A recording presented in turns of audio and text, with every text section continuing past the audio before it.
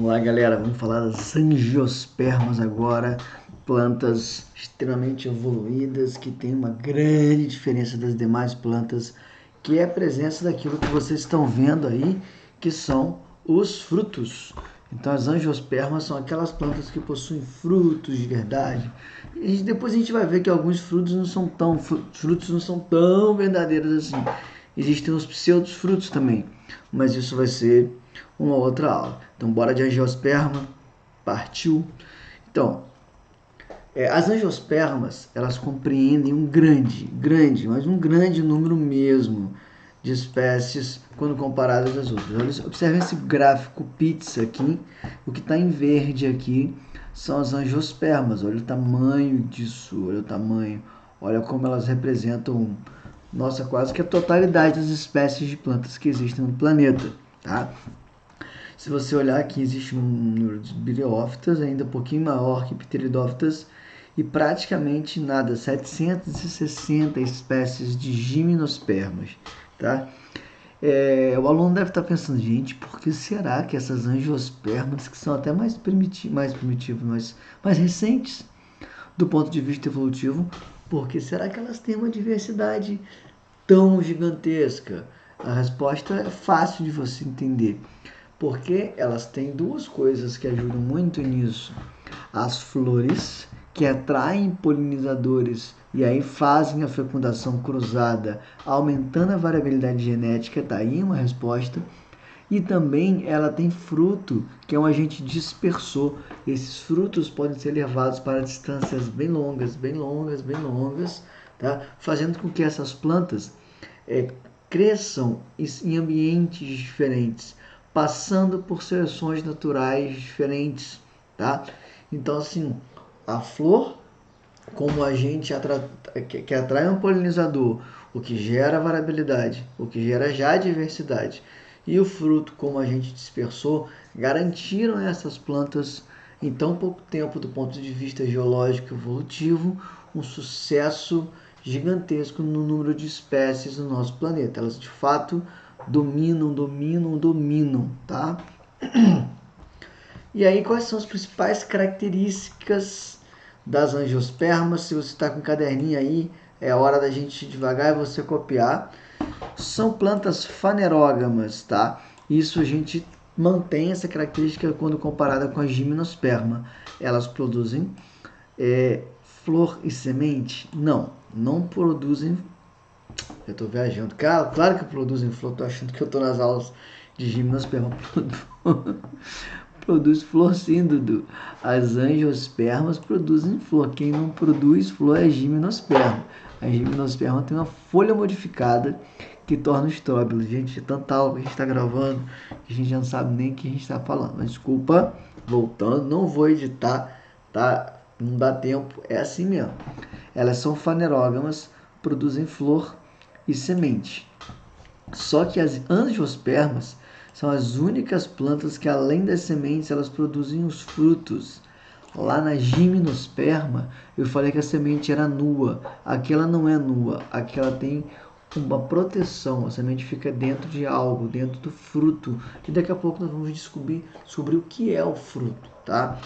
São chamadas também, eu pulei aqui, de espermatófitas. Só lembrar que esperma significa semente, fica tudo certo, tá? Aqui já é importante. Geralmente produzem flores coloridas, né? Bem coloridas, nem sempre, mas geralmente cheirosas, que produzem néctar. Néctar, pessoal, é diferente de pólen. Néctar é um açúcarzinho que tem dentro da flor para atrair os polinizadores, tá? Tais como insetos, abelha, borboleta, formiga, passarinho, até mesmo algumas espécies de morcego, tá? Fazem a polinização, mas daqui a pouco eu vou ter um slide só para falar sobre polinização para vocês. Como vocês observaram no gráfico anterior, é extremamente mais abundante do que as outras espécies no planeta, tá? Esse slide aqui é aquele que você deveria pegar agora, parar a tela, e quem gosta de copiar, montar teu caderno, anotar todas essas características. E como eu já falei, esse grande sucesso deve-se à dispersão que elas têm por conta do fruto, né? Esse fruto se espalha muito facilmente por todos os lugares E acaba que as plantas, vou dar um exemplo aqui. Digamos que eu tenho uma gimnosperma e que a semente dela cai ao lado dela. Cara, o ambiente aqui é o mesmo. Se der uma erupção vulcânica, acabou. Se der alagou, pegou fogo, aquelas espécies que estão ali naquela redomazinha entram em extinção, tá? E elas vivem muito próximas, dentro de um ambiente muito semelhante. Agora, se eu pego sei lá, uma goiaba, que está aqui, pum, perto da praia. De repente essa goiaba é levada por um passarinho, porque ele comeu a goiaba e ele defecou isso lá na montanha, na serra, e nasce uma goiaba lá. Nasce uma, não, várias goiabas. Uma dessas goiabas, né, ela tem alguma alteração naturalmente genética do DNA dela, alguma mutação, que ela nasce resistente ao frio, com uma alta capacidade produtiva, e ela vai passando, ela vai se reproduzindo, e ao longo de muitos e muitos e muitos anos ela já se torna um outro tipo de planta. A gente tem, por exemplo, a goiaba, que é uma espécie, tem uma goiaba muito parecida, que não é goiaba, é o araçá. Pode ser que tenha algo parecido com isso, né? O araçá ele é mais resistente ao calor, à seca, então assim, é uma planta muito mais agressiva. Então, tá aí um exemplo que eu acho que pode ser real. Mas essa história do fruto espalhar a semente por vários ambientes faz com que em cada ambiente ocorra uma seleção natural diferente. E aí, se você já estudou seleção natural, sabe o que eu estou falando. Se não estudou, estude, tá? Porque não dá pra gente falar de todos os assuntos aqui nessa videoaula, tá? Então, elas também dependem da água, que também depende, gente, pede dó, eu falei, desculpa aí, já não aguento pôr gravando, já deve ser perdi o número de conta. Elas não dependem da água para fecundação. Quem depende da água para fecundação são os briófitas e pteridófitas. Gimnosperma e angiosperma não depende. Por quê? Porque elas produzem o tubo polínico. A gente vai ver a reprodução aqui, né? Se você assistiu a aula anterior de gimnosperma, você viu lá o tubo polínico. Aqui não é diferente, tá? Mesma coisa, tá? E como é um grupo muito numeroso, ele foi subdividido em dois. E isso aqui eu vou gravar uma aula separada para que essa aula não fique muito grande, que é justamente as monocotiledôneas e dicotiledôneas. Acreditem, isso vai cair muito nas provas que vocês irão fazer. Então, monocotiledônea, dicotiledônea, fica para a próxima aula essas diferenças. É um grupo tão grande, a gente viu aqui, olha, com o número de espécies estimado de 235 mil espécies, quanto 760 de gimnosperma, e de tão grandioso o número de espécies de angiospermas, tá? A gente vai precisar dividi-las nesses dois grupos aqui, monodicotiledônea, próxima aula, tá? Vou falar hoje sobre reprodução. Vou me ater bastante a essa questão reprodutiva aqui, tá? E aí você já olha para essa planta aqui, tá? Acho que todo mundo já deve ter visto essa plantinha espalhada pelos jardins da cidade, tá?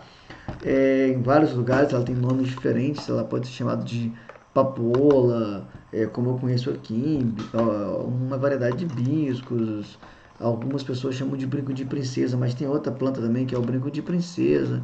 Então, se você olha aqui, existe uma partezinha diferente aqui em cima, existe um negocinho amarelinho aqui, existe umas pétalas, olha só, são 5, 1, 2, 3, 4, 5 pétalas, ela é bem colorida, existe um tubo que vai até lá embaixo, tudo isso tem nome, tudo isso a gente vai aprender agora.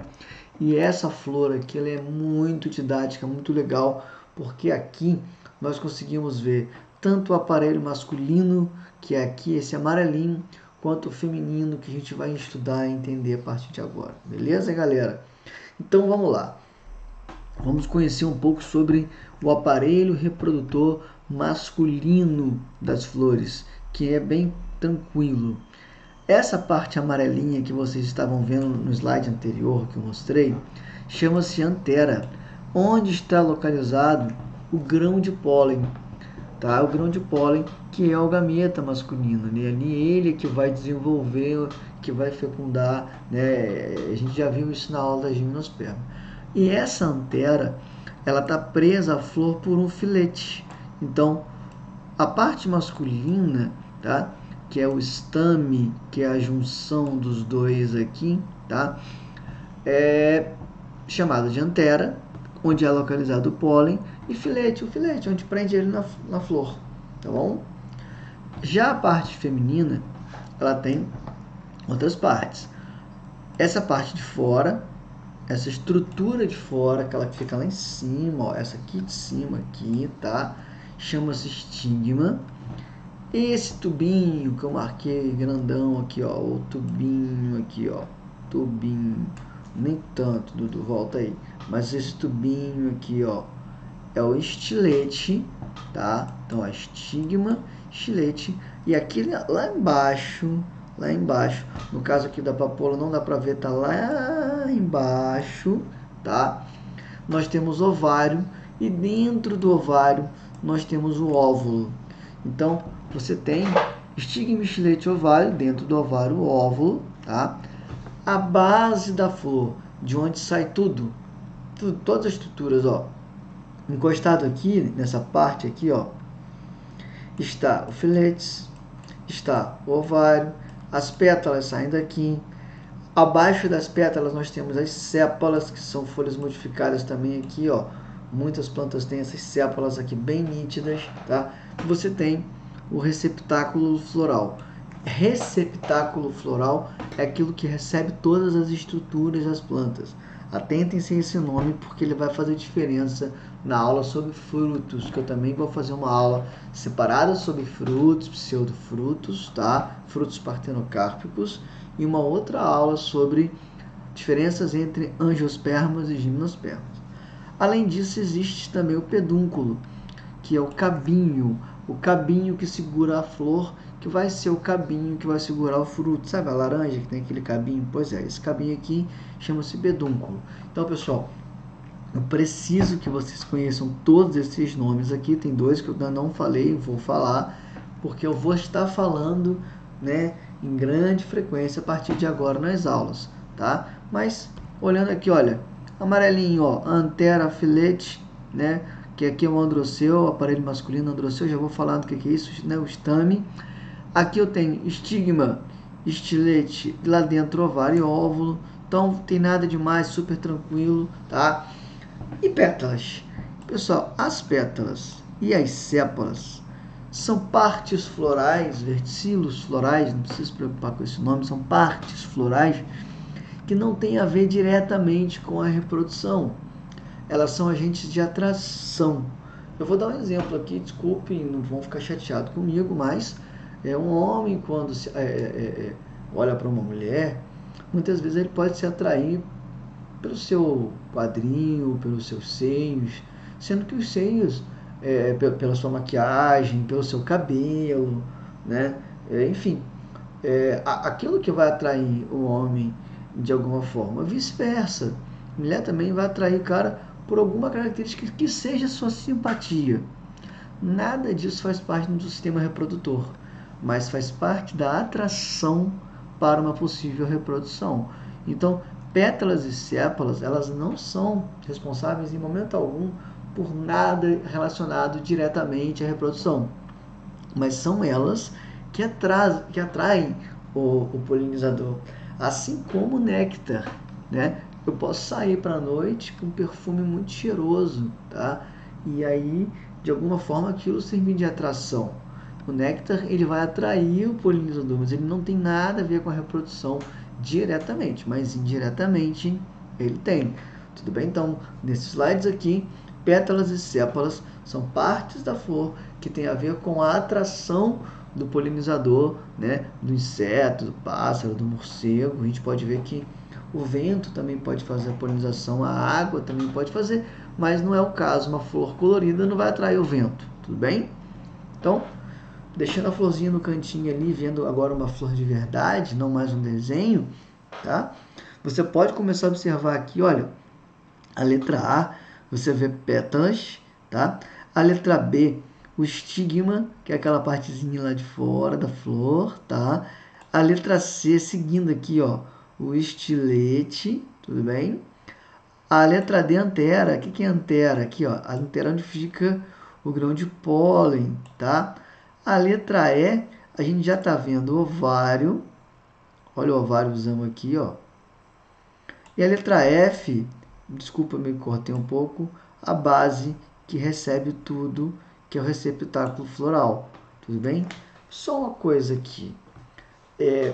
Você já ouviu falar uma palavra chamada corola? Pois bem, Corolla para você é um carro da Toyota. Sim, é. Mas o Corolla, ele também, a palavra Corolla significa conjunto de pétalas. Então, se eu pegar todas as pétalas de uma flor, né, e quiser me referir a elas, eu vou falar aqui a corola, tá? E o que seria o conjunto de sépalas? Tá? Deixa eu mostrar a vocês depois que seria uma... Assim, tá aqui a sépala, mas seria bom se a gente pegasse... Pega depois aí no Google e ver se você encontra uma papoula de baixo, assim, para você ver que bonitinha as sépalas verdinhas dela, assim, tá? É isso aqui. Então, qual seria o conjunto de sépalas? O conjunto de sépalas tem nome de cálice. Então, vamos aprender duas novas palavras. Conjunto de pétalas, corolla. Você vai lembrar assim, nossa, o Corolla é um carro tão bonito, tem um acabamento tão delicado como uma flor. Pronto. Você vai lembrar que o Corolla, ele é o conjunto de pétalas. E a sépala, olha, fácil, pessoal, olha só. Se eu tirar tudo isso aqui, olha o desenho que eu vou fazer aqui, ó. Olha o desenho que eu estou fazendo aqui, ó. Na boa, não parece um cálice? Não parece? Vou colocar com marcador aqui para vocês observarem melhor. Ó, ó. Aqui, ó, o cálice aqui, ó. Ó. Olha o cálice aqui perfeitinho, tá? Vamos puxar para o lado aqui, ó, ó. Vou pegar de novo minha caneta. Não tem erro, pessoal, não tem erro não, ó. Olha isso. Aqui. Que é isso aqui?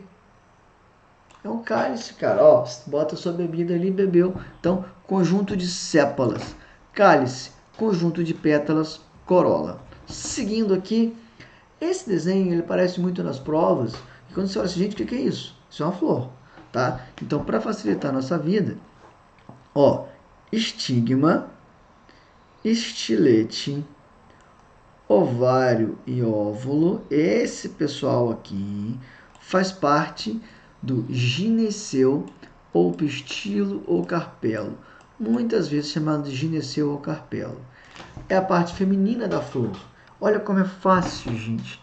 Se você vai ao ginecologista, um médico que atua, né, no aparelho reprodutor da mulher. Então, gineco. Aqui, ó, gineco. O gineco significa aparelho reprodutor feminino. Então, se você está falando de um gineceu, você está falando da parte feminina da flor. Já o androceu, androide, andrógeno, antropocentrismo, andropausa, é masculino. E ele é formado pelos estames. O estame é isso tudo aqui. O estame é o filete mais antera, tá? E o estame é formado, acabei de falar, pelo antera, onde está a parte masculina, e o filete. E observar que a flor pode ter vários estames. Então, ela tem, lembra aqui, olha só quantos estames tem essa flor. Então, esse monte de filete antera que formam vários estamezinhos, todos eles juntos, dão origem ao aparelho reprodutor masculino, que é chamado de androceu. Tudo bem? Falando de polinização, como eu havia prometido que ia falar, tá? É rápido. A polinização é o transporte do grão de pólen da antera, da parte ali onde está ele, até o estigma, até aquela partezinha de cima. Então, ele vai vir da antera até aqui. Ai, Dudu, olha que legal! A flor coloca bem pertinho para já cair aqui, né? Então, as plantas evitam ao máximo a autofecundação, porque a autofecundação não gera variabilidade. Por mais que essa antera esteja acima do estigma, pode ser que o estigma, que o ovário aqui dentro, não esteja maduro quando o pólen está maduro ou vice-versa. Muitas vezes, no caso da papoula, se você observar, a parte masculina está aqui embaixo, ó, embaixo da feminina que está lá em cima, tudo para evitar a autofecundação. E já que a autofecundação não é legal, porque não aumenta a variabilidade genética, ela fica pequena, a gente tem a polinização cruzada, tá? Que é a mais comum, que vai de uma flor para outra. E quais são os processos de polinização? O primeiro deles é a anemofilia. Anemo significa vento, tá? Então, realizada pelo vento. Plantas que polinizam pelo vento produzem uma grande quantidade de pólen, porque ela não tem um passarinho, um inseto que vai pegar o pólen e levar até a flor feminina. Elas inundam o ar com pólen, tá? Muitas pessoas, inclusive, têm alergia respiratória, pólen. Em época de polinização, elas têm que tomar remédio, tem que, enfim, fazer alguma coisa. Em alguns casos, existe a hidrofilia, o nome já fala, o ambiente, o vetor que faz a polinização seria a água, mas sem dúvida nós temos aqui, olha, as três principais formas de polinização. Ornitofilia, tá?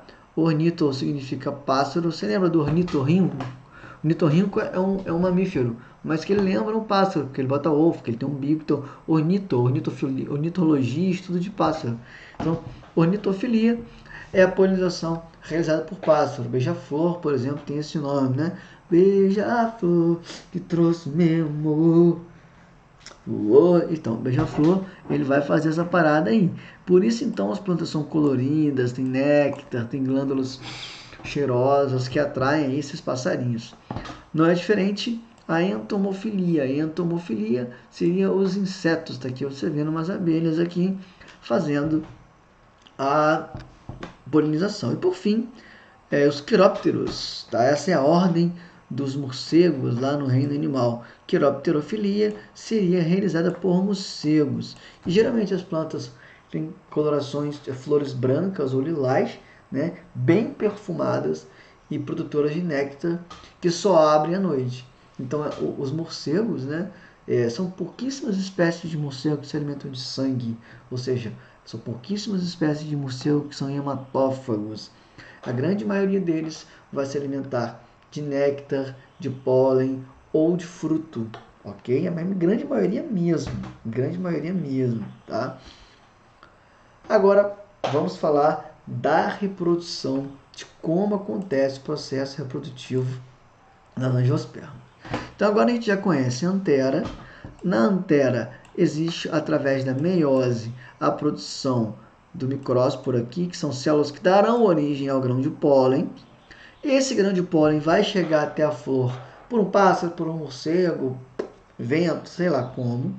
Quando esse pólen, que tem dois núcleos aqui, chega até a flor, ele vai desenvolver um tubo polínico. Isso não é novidade para a gente, aqui é o tubo polínico.